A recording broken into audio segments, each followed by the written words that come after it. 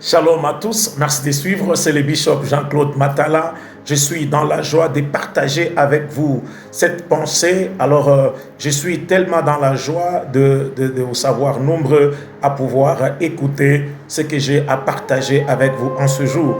Nous sommes en train d'étendre sûrement et lentement vers la fin totale de l'année 2024 et je sais que nous sommes pour la plupart des chrétiens des églises, nous sommes en prière, nous sommes dans des jeûnes, nous sommes dans des marathons, ainsi de suite.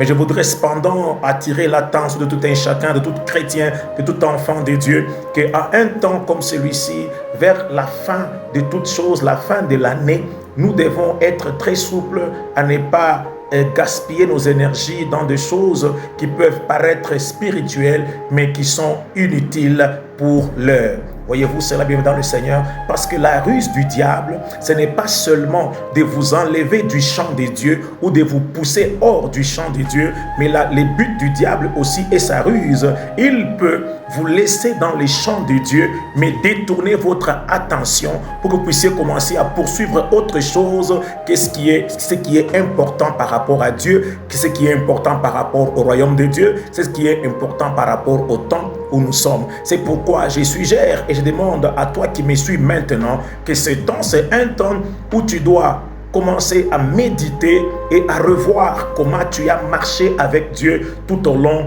de cette année. La première question qu'il faut se poser et la première évaluation qu'il faut faire, c'est l'évaluation de comment ai-je marché avec le Seigneur tout au long de l'année. Ce ne sont pas les démons, ce ne sont pas les sorciers qui t'ont empêché de bien marcher avec Dieu. Ta marche avec Dieu, elle est plus importante, elle est au-dessus des sorciers et elle au-dessus des démons. C'est pour cela qu'il faut privilégier plus la manière où ta marche avec Dieu que toute autre chose, parce que ton succès, tes victoires dépendent de ton intimité avec Dieu dans la marche avec le Seigneur. Voyez-vous bien dans le Seigneur, c'est très important que vous puissiez vous demander, comment ai-je marché avec le Seigneur? Est-ce que j'ai marché avec le Seigneur? Est-ce que j'ai évolué dans ma façon de prier? Est-ce que j'ai évolué dans ma façon d'aimer Dieu, d'aimer sa parole, de méditer la parole de Dieu, de pouvoir dans ma sanctification